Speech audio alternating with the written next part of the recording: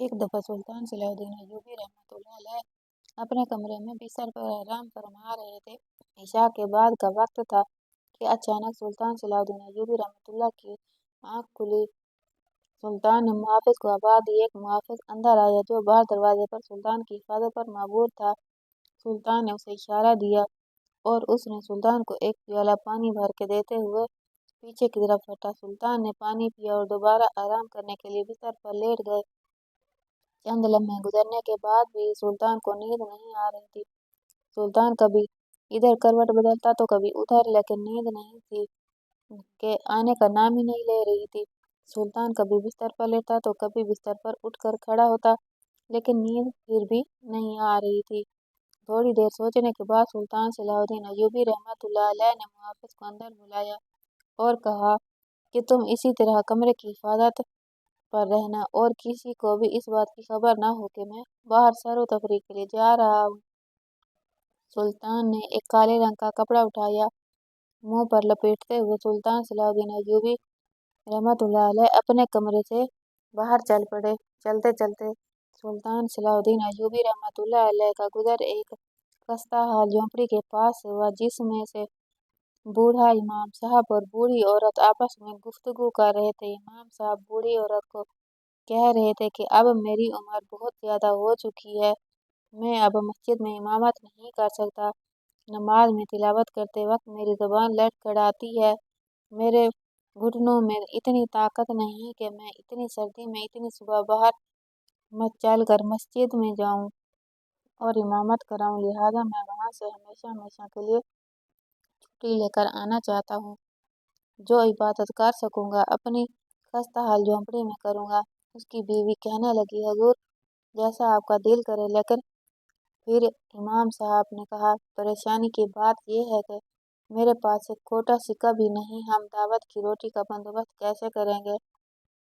اور اللہ نے مجھے اولاد جیسی نعمت سے محروم رکھا، میری اولاد بھی نہیں جو ہمیں کما کر کھلائے، تو اگر میں امامت نہیں کروں گا تو قبیلہ کا سردار مجھے تنخواہ کیسے دے گا اور میرے گھر کا چولہا کیسے جلے گا؟ یہ سب باتیں سلطان صلاح الدین ایوبی رحمۃ اللہ علیہ اس کی سن رہا تھا۔ پھر بوڑھا کہنے لگا کہ کل صبح سلطان صلاح الدین ایوبی رحمۃ اللہ علیہ کے دربار میں حاضر ہوں گا اور سلطان سے التجا کروں گا۔ مجھے یقین ہے کہ سلطان معظم میری ضرور مدد کریں گے۔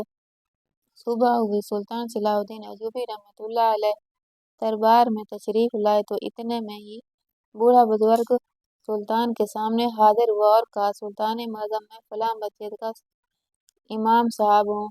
اب میری عمر 80 سال سے بھی زیادہ ہو گئی ہے، اب امامت کرنا میرے بس کی بات نہیں، لہٰذا میں نے مسجد سے امامت کی ذمہ داری سے استعفیٰ دے دیا۔ لیکن پریشانی کی بات یہ ہے کہ میرا کوئی بھی بیٹا نہیں جو اب کما کر کھلائے، اور نہ ہی میرے پاس کوئی ایسی چیز ہے جس کو بیچ کر اپنا اور اپنی بیوی کا پیٹ بھر سکوں۔ یہ سن کر سلطان صلاح الدین ایوبی رحمۃ اللہ علیہ نے خزانچی کو حکم دیا اور خزانچی نے 100 سونے کے سکے اور چند چاندی کے سکے اس بزرگ کو دے دیے، اور وہ بزرگ سلطان صلاح الدین ایوبی رحمۃ اللہ علیہ کو دعائیں دیتا ہوا وہاں سے رخصت ہو گیا۔ اب بزرگ کے پاس بہت سارا سونا آ چکا تھا۔ بزرگ نے سوچا کہ اب اس سے میں اپنا گھر بنواؤں گا اور باقی بچی ہوئی رقم سے اناج خریدوں گا اور کچھ سکے چھپا کر رکھ دوں گا جو آنے والے وقت میں ہمارے کام آئیں گے۔ بوڑھا امام سیدھا اپنی بیوی کے پاس گیا اور اسے خوشخبری دیتے ہوئے کہا، اب سلطان نے ہمیں مالا مال کر دیا ہے، جس سے ہم ایک اچھا سا گھر بھی بنوا سکتے ہیں۔ اب ہمیں جھونپڑی میں رہنے کی کوئی ضرورت نہیں اور باقی بچے پیسوں سے اناج بھی خریدیں گے، اور اس کے علاوہ بھی ہمارے پاس بہت ساری رقم بچ جائے گی۔ اب بوڑھے نے حفاظت کے لیے ایک صندوق جو کہ شکل سے بہت پرانا تھا، اس میں وہ رقم چھپا دی اور آرام کرنے کے لیے سو گیا۔ جب صبح کا وقت ہوا تو بوڑھا امام سیدھا صندوق کے دروازے پر گیا تو دیکھا کہ صندوق بالکل خالی تھا۔ یہ دیکھ کر وہ بوڑھا بڑا پریشان ہوا اور سوچنے لگا، ہمارے خیمے میں کوئی بھی نہیں داخل ہوا تو آخر یہ سونا کہاں جا سکتا ہے؟ وہ اپنا مقدمہ لے کر سلطان صلاح الدین ایوبی رحمۃ اللہ علیہ کے پاس گیا اور اسے ساری صورتحال بتائی۔ सुल्तान ने दोबारा खजांची को हुक्म दिया और कहा कि उसे सोने के 100 सिक्के और चांदी के सिक्के देकर रुखसत कर दो। अब वो बूढ़ा बुजुर्ग दोबारा वो रकम लेकर वापस आया और संदूक में रखकर झोंपड़ी के कोने में छुपा दिए। लेकिन जब दूसरी सुबह हुई और बूढ़े इमाम ने उस संदूक को खोला तो उसमें फिर से वो रकम गायब थी। अब वो सुल्तान के पास गया और दोबारा सुल्तान को सारी सूरत हाल बताई। तो अब सुल्तान ने फिर अपने खजांची को हुक्म दिया और 100 सोने के सिक्के और चांदी के सिक्के देते हुए खजांची ने बूढ़े को रुखसत कर दिया। लेकिन इस बार सुल्तान सलाहुद्दीन अय्यूबी रहमतुल्लाह अलैह खुद सोचने लग गया कि आखिर इस बूढ़े के साथ कौन ज्यादती कर रहा है, कौन इसकी रकम चुरा रहा है। आज रात मैं इस बात का पता लगाऊंगा। उधर बूढ़ा भी अब रात सोने की बजाय इस संदूक के साथ बैठकर इसकी हिफाजत करने लगा। सुल्तान सलाहुद्दीन अय्यूबी रहमतुल्लाह अलैह ने इशा की नमाज पढ़ने के बाद थोड़ी देर बिस्तर पर आराम किया और उसके बाद उठते ही दोबारा उस बुजुर्ग की झोंपड़ी की तरफ चल पड़ा। कान भेस में छुपा आकर खेमे के साथ लग गया और देखा कि अंदर से 2 आदमियों की आवाज आ रही है। सुल्तान बड़ा हैरान हुआ कि इस झोंपड़ी में तो एक बूढ़ा इमाम और एक बूढ़ी औरत रहती है, लेकिन ये 2 मर्दों की आवाज कैसे। सुल्तान ने जब दरवाजे से झांक कर देखा तो सुल्तान के पैरों तले से जमीन निकल गई, क्योंकि सुल्तान सलाहुद्दीन अय्यूबी रहमतुल्लाह अलैह की शक्ल का एक आदमी जिसने सुल्तान का भेष बदला हुआ था और उस बूढ़े इमाम को कहा कि खजाने में सोने की कमी होगी, जिसकी वजह से ये मैं सोना तुमसे वापस लेने आई हूँ। हालात बेहतर होने के बाद तुम दोबारा ये सोना ले जाना। सुल्तान समझ गया कि ये वही आदमी है जिसने मेरा भेष बदला हुआ है। पहले तो ये 2 रातें सोना चुराता रहा।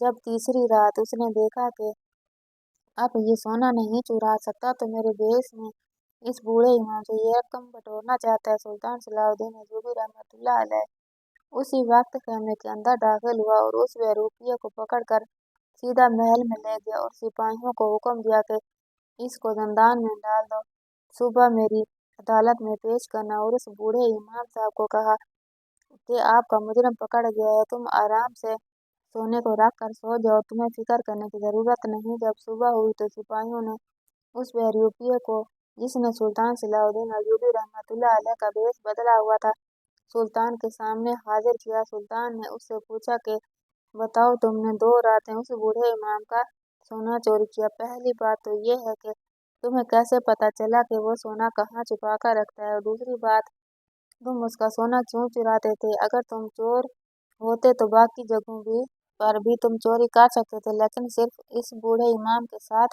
तुम्हारी क्या दुश्मनी है। तो उसने कहा, सुल्तान मुअज़्ज़म, बेशक मेरा तरीका गलत था, लेकिन मेरा मकसद गलत नहीं। इतने में सुल्तान का वजीर बोला और कहा, हुजूर, ये आपको अपनी चिकनी चुपड़ी बातों से मौजू से हटाना चाहता है।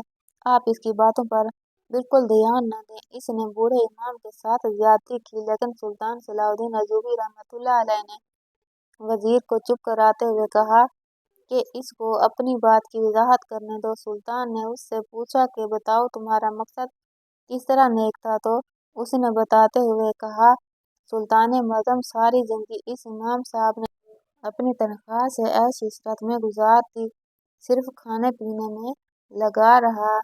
लेकिन अब आखिरत के लिए इसने अपना मजबूत घर नहीं बनाया, और जिस मस्जिद में ये इमाम साहब इमामत फरमा रहे थे वो मस्जिद काफी ज़ईफ हो चुकी थी।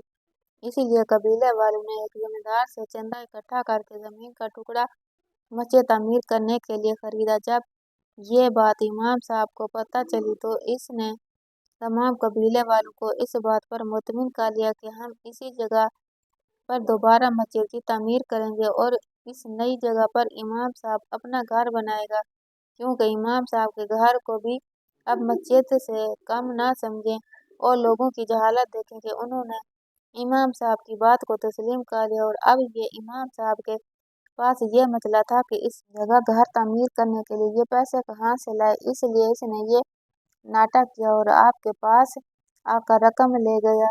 जब इसकी बात की खबर मुझे हुई तो मैंने इसी दिन से ठान लिया कि मैं इस मस्जिद की जगह पर अपने घर बनाने की इजाज़त नहीं दूंगा। ये सुनकर सुल्तान सलाहुद्दीन अय्यूबी रहमतुल्लाह अलैह ने कहा, तुम सीधा मेरे पास भी आ सकते थे। तुमने उस बुजुर्ग के संदूक से सोने के सिक्के चोरी क्यों किए? उस आदमी ने कहा, हुजूर, मुझे डर था कि आपसे मिलने के लिए मुझे बहुत मुश्किलात से गुजरना पड़ेगा और आपसे मुलाकात करते इतने वक्त में ये बूढ़ा वहाँ पर अपना घर तामीर करना शुरू कर देता। इसलिए मैंने यही तरीका बेहतर समझा और इसके सारे सोने के सिक्के चोरी कर लिए, ताकि न ही इसके पास रकम बचे और न ही ये मस्जिद की जगह पर घर तामीर कर सके। सुल्तान सलाहुद्दीन अय्यूबी रहमतुल्लाह अलैह ने जब तमाम कबीले वालों को अपने पास बुलाया और पूछा कि क्या इमाम साहब मस्जिद वाली जगह पर अपना घर बना रहे हैं, तो तमाम कबीलों वालों ने इस बहरूपिये की बात को गलत करार दिया और कहा, नहीं सुल्तान मुअज़्ज़म, ये ज़मीन तो हमने इमाम साहब के घर के लिए खरीदी थी। अब सुल्तान के हमशक्ल को भी ये पता चल चुका था कि इमाम साहब ने इन कबीले वालों को भी खरीद लिया है, क्योंकि इसके पास सुल्तान के दिए हुए सिक्के आ गए। अब सुल्तान सलाहुद्दीन अय्यूबी रहमतुल्लाह अलैह ने अपने हमशक्ल को कहा, इस बात को तुम्हें साबित करना पड़ेगा कि जिस जगह वो आदमी घर बनवा रहा है वो मस्जिद की जगह है। अगर तुम इस बात को साबित ना कर सके तो मैं तुम्हें तमाम कबीले वालों के सामने संसार कर दूंगा। ये सुनकर वो नौजवान बड़ा हैरान और परेशान हुआ और वहां से चला गया। सुल्तान सलाहुद्दीन अय्यूबी रहमतुल्लाह अलैह ने इमाम साहब को पैगाम भिजवाया कि तुम अपने घर की तामीर शुरू करवाओ। इस बहरूपिये को अपनी मौत वाज़ेह नजर आ रही थी। रात का वक्त हुआ। सुल्तान का हमशक्ल आदमी जाए नमाज पर बैठा अल्लाह से दुआ मांग कर गिड़गिड़ाने लगा और कहने लगा, है अल्लाह, तू ही करिश्मा करके दिखा दे। मैं हक के लिए लड़ रहा हूँ, मेरी मदद फरमा। मेरे पास कोई सबूत नहीं जो मैं सुल्तान मुअज़्ज़म के सामने पेश करके इमाम साहब को गलत साबित कर सकूं। अब उधर इमाम साहब के घर की तामीर शुरू हो चुकी थी और सुल्तान का गुस्सा उस आदमी के लिए बढ़ता जा रहा था। सुल्तान ने उस आदमी को पैगाम भिजवाया कि जिस दिन इस इमाम साहब के घर की तामीर मुकम्मल होगी, उसी दिन ही मैं तुम्हें तमाम कबीले वालों के सामने कत्ल कर दूंगा। चंद दिनों के बाद जब आदमी के घर की तामीर आधी हो गई थी, उतने में अचानक सुल्तान सलाहुद्दीन अय्यूबी रहमतुल्लाह अलैह को खबर मिली कि हुजूर, बगैर किसी आंधी के, बगैर किसी तूफान के इमाम साहब का घर गिरकर मलिया-मेट हो गया है। जब ये खबर सुल्तान ने सुनी तो उसी वक्त सुल्तान के दिल में ख्याल आया कि वो बहरूपिया तो बिल्कुल सच कह रहा था, क्योंकि अगर इसने मस्जिद की जगह पर घर न बनाया होता तो आज बगैर किसी वजह के ये घर न गिरता। ये अल्लाह ताला की तरफ से इशारा है। सुल्तान सलाहुद्दीन अय्यूबी रहमतुल्लाह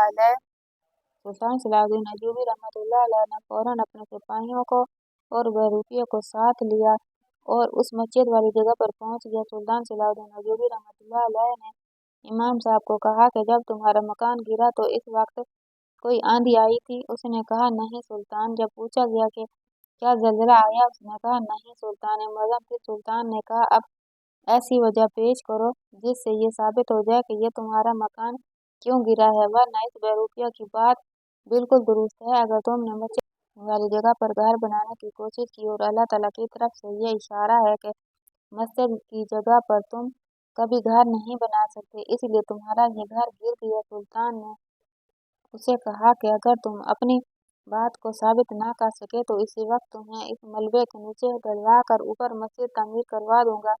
उसने कहा, सुल्तान मुअज़्ज़म, मैं अपने गुनाहों की माफ़ी मांगना चाहता हूँ। मैं उस जमीन के टुकड़े को देखकर लालच में आ गया था और मैंने सोचा क्यों न अपनी इबादत के बदले और मस्जिद की खिदमत के बदले में जमीन का टुकड़ा अपने पास रखूं। तो सुल्तान ने कहा, तुमने अपनी सारी जिंदगी इबादत, अपनी मुश्किलात सिर्फ एक जमीन के टुकड़े के लिए गंवा दी। तुम जैसा बदनसीब इंसान मैंने कभी नहीं देखा। और इसके बाद सुल्तान सलाहुद्दीन अय्यूबी रहमतुल्लाह अलैह ने बूढ़े इमाम को जलावतन कर दिया और कबीले के जिन लोगों ने इसके हक में झूठी गवाही दी थी उनको ज़ंदान में 3 साल कैद के लिए बंद करा दिया। और उसके बाद सुल्तान सलाहुद्दीन अय्यूबी रहमतुल्लाह अलैह ने हुक्म दिया कि इस जगह पर शाही खजाने से एक ऐसी मस्जिद तामीर की जाए जो ता क़यामत रहे। और कहते हैं कि वो मस्जिद अभी तक अपनी जगह पर मौजूद है।